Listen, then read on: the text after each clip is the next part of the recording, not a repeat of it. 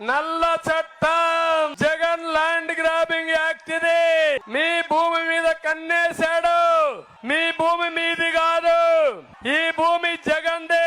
ఈ land records అనే department నాకెందే ఉంది రూరల్ డెవలప్మెంట్ లోనే. అయితే నేను రాకముందే ఈ సర్వే రీసర్వే చేయాలనేటువంటిది ఒక ఆలోచన చేసి చరిత్రలో ఎక్కడా లేని విధంగా మా డిపార్ట్మెంట్ ఆంధ్రప్రదేశ్ ఇందులో నంబర్ 1 గా ఉంది. కేంద్ర మంత్రి ప్రమిసాన్ గారు భూ పాస్ పుస్తకాల పంపిణీలో చేసిన వ్యాఖ్యలు ఒకసారి చూడండి. ఇదే భూ సర్వే గతంలో జగన్మోహన్ రెడ్డి గారు మొదలు పెట్టారు, అందుకే ఆంధ్రప్రదేశ్ మొదటి స్థానంలో వచ్చింది.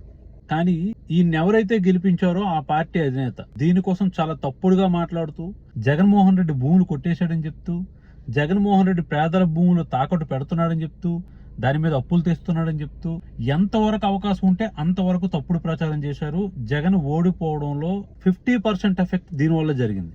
ప్రజల్ని భయాందోళనకు గురి చేస్తూ భూమిపైన ఇన్వెస్ట్ చేసిన వాళ్ళని భయపెడుతూ ఓట్లు వేసుకుంటూ ఈ రోజు వాళ్ళ మంత్రే అదే పథకాన్ని బ్రహ్మాండంగా ఉంది, కేంద్రం పెట్టిన ఈ పథకంలో ఆంధ్రప్రదేశ్ టాప్ లో వచ్చిందంటూ పొగుడుతున్నాడంటే కొంచెం కూడా సిగ్గుపడాలి. నేను గతంలో చాలా సార్లు చెప్పాను, ఏదైతే రీసర్వే కార్యక్రమం ఉందో అద్భుతమైనటువంటిది.